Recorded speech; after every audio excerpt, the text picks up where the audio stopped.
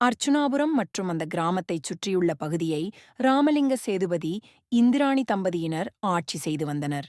இவர்களுக்கு நல்ல தம்பி, நல்லதங்காள் என 2 குழந்தைகள். இவர்கள் தாய், தந்தையை இளம் வயதிலேயே இழந்தனர். இருந்தபோதிலும் அந்த பகுதியை ஆட்சி செய்து வந்த நல்லதம்பி தன் தங்கை நல்லதங்காளை சீராட்டி வளர்த்து தற்போதைய சிவகங்கை மாவட்டத்தில் உள்ள மானாமதுரையில் பஞ்சம் திருமணமான இளம் வயதிலேயே நல்ல தங்காள் 7 குழந்தைகளுக்கு தாயானாள்.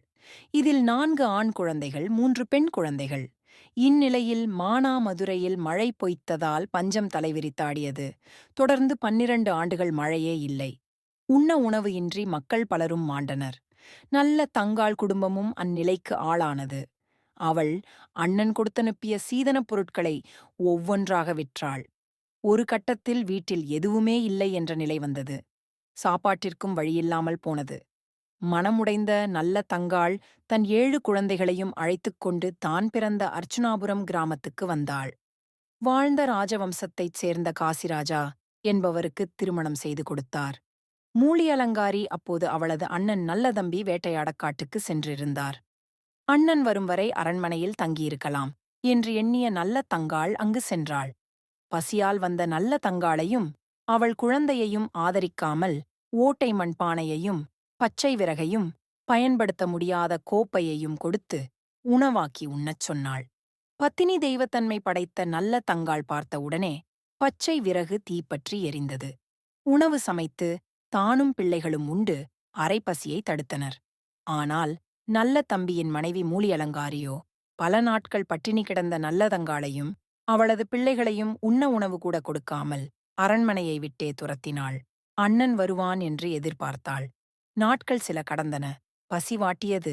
பிள்ளைகள் வாடின. அண்ணன் தன் நிலையைப் பார்த்து துடிப்பான். அண்ணியின் இரக்கமற்ற தன்மையைக் கேட்டால் கொதிப்பான். எனவே தானும் குழந்தைகளும் மாய்வதே சிறப்பு என்று நினைத்தாள்.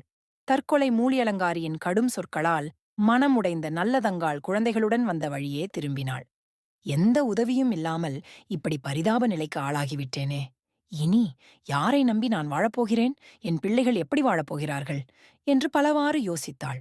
அப்போது அவளது குழந்தைகள், அம்மா, பசிக்குது, ஏதாவது வாங்கிக் கொடும்மா என்று ஆழ ஆரம்பித்து விட்டனர். அவளது கையிலோ பணமோ அல்லது பொருளோ எதுவும் இல்லை. குழந்தைகளின் பசியைப் போக்க வழி தெரியாமல் தவித்த அவளுக்கு அங்கிருந்த ஒரு பாழடைந்த கிணறு கண்ணில் பட்டது. நேராக குழந்தைகளை அழைத்துக் கொண்டு அங்கு சென்றாள். பசியால் துடித்து அழுத குழந்தைகளை ஒவ்வொன்றாக கிணற்றுக்குள் தூக்கிப் போட்டாள். 7 குழந்தைகளையும் கிணற்றில் தூக்கிப் போட்டு கொன்ற பிறகு தானும் அதே கிணற்றுக்குள் விழுந்து தற்கொலை செய்து கொண்டாள். இதைக் கேள்விப்பட்ட அண்ணன் நல்லதம்பி தன் மனைவியைக் கொன்றுவிட்டு தானும் கத்தியால் குத்தி அதே கிணற்றில் வீழ்ந்து மாண்டான். மூலியலங்காரி அப்போது அவளது அண்ணன் நல்லதம்பி வேட்டையாடக் காட்டுக்கு சென்றிருந்தார். அண்ணன் வரும் வரை அரண்மனையில் தங்கியிருக்கலாம் என்று எண்ணிய நல்ல தங்காள் அங்கு சென்றாள். பசியால் வந்த நல்ல தங்காளையும் அவள் குழந்தையையும் ஆதரிக்காமல் ஓட்டை மண்பானையையும் பச்சை விறகையும் பயன்படுத்த முடியாத கோப்பையையும் கொடுத்து உணவாக்கி உண்ணச் சொன்னாள். பத்தினி தெய்வத்தன்மை படைத்த நல்ல தங்காள் பார்த்தவுடனே பச்சை விறகு தீப்பற்றி எரிந்தது. உணவு சமைத்து தானும் பிள்ளைகளும் உண்டு அரைப்பசியை தடுத்தனர். ஆனால் நல்ல தம்பியின் மனைவி மூலியலங்காரியோ பல நாட்கள் பட்டினி கிடந்த நல்ல தங்காளையும் அவளது பிள்ளைகளையும் உண்ண உணவு கூட கொடுக்காமல் அரண்மனையை விட்டே துரத்தினாள். அண்ணன் வருவான் என்று எதிர்பார்த்தாள். நாட்கள் சில கடந்தன. பசி வாட்டியது. பிள்ளைகள் வாடின. அண்ணன் தன் நிலையைப் பார்த்து துடிப்பான். அண்ணியின் இரக்கமற்ற தன்மையைக் கேட்டால் கொதிப்பான். எனவே தானும் குழந்தைகளும் மாய்வதே சிறப்பு என்று நினைத்தாள். தற்கொலை மூலியலங்காரியின் கடும் சொற்களால் மனமுடைந்த நல்லதங்காள் குழந்தைகளுடன் வந்த வழியே திரும்பினாள்.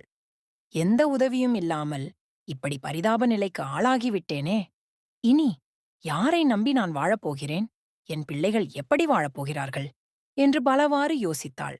அப்போது அவளது குழந்தைகள், அம்மா, பசிக்குது, ஏதாவது வாங்கிக் கொடும்மா என்று அழ ஆரம்பித்து விட்டனர். அவளது கையிலோ பணமோ அல்லது பொருளோ எதுவும் இல்லை. குழந்தைகளின் பசியைப் போக்க வழி தெரியாமல் தவித்த அவளுக்கு அங்கிருந்த ஒரு பாழடைந்த கிணறு கண்ணில் பட்டது. நேராக குழந்தைகளை அழைத்துக் கொண்டு அங்கு சென்றாள். பசியால் துடித்து அழுத குழந்தைகளை ஒவ்வொன்றாக கிணற்றுக்குள் தூக்கிப் போட்டாள். 7 குழந்தைகளையும் கிணற்றில் தூக்கிப் போட்டு கொன்ற பிறகு தானும் அதே கிணற்றுக்குள் விழுந்து தற்கொலை செய்து கொண்டாள். இதைக் கேள்விப்பட்ட அண்ணன் நல்லதம்பி தன் மனைவியை கொன்றுவிட்டு தானும் கத்தியால் குத்தி அதே கிணற்றில் வீழ்ந்து மாண்டான்.